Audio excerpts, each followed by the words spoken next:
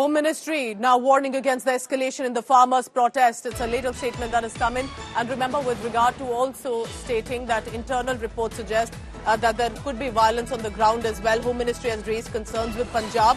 It's the law and order situation that is being red flagged for the state of Punjab. We are told there has been a heavy deployment today at the Shambhu border, where specifically from Punjab, the farmers have come in. We're told that about 700 anti-riot police has been deployed on the ground, and this deployment is by the Punjab police.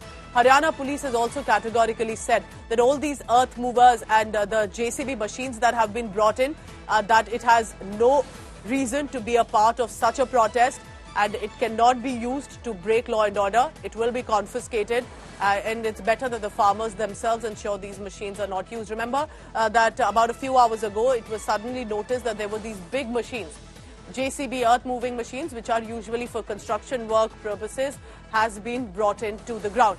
Jitendra Bahadur is joining me on the latest on that.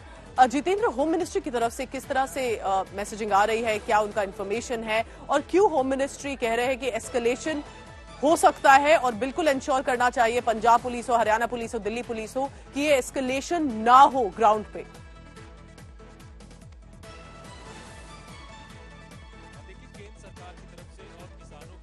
4 round की बातचीत हुई, उसके बाद भी किसान अब दिल्ली आने के लिए अड़े हुए हैं। ऐसे में केंद्रीय गृह मंत्रालय की तरफ से इस तरीके की एडवाइजरी जारी किया गया और ये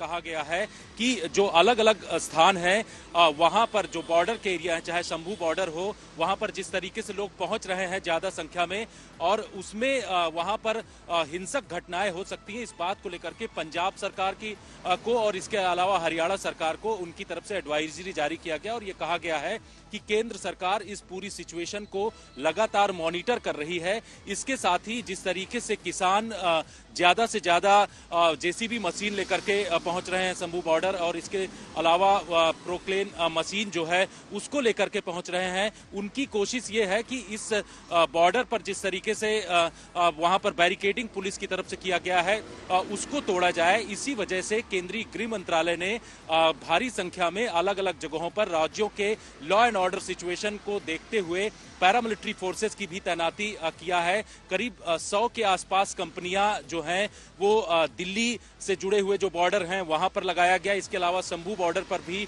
वहां रैपिड एक्शन फोर्स के साथ साथ स्टेट पुलिस को भी तैनात किया गया। तो पूरी तैयारी केंद्र सरकार की तरफ से किया गया है। हालांकि बातचीत का दौर लगातार जारी है, लेकिन केंद्रीय गृह मंत्रालय को ऐसा लगता है कि कानून व्यवस्था में अगर किसी भी तरीके की दिक्कत आती है तो राज्यों को इसके लिए देखना होगा, और यही वजह है कि इसको लेकर के केंद्र सरकार गृह मंत्रालय की तरफ से एक एडवाइजरी जारी किया गया और ये कहा गया है कि कानून व्यवस्था को मेंटेन किया जाए।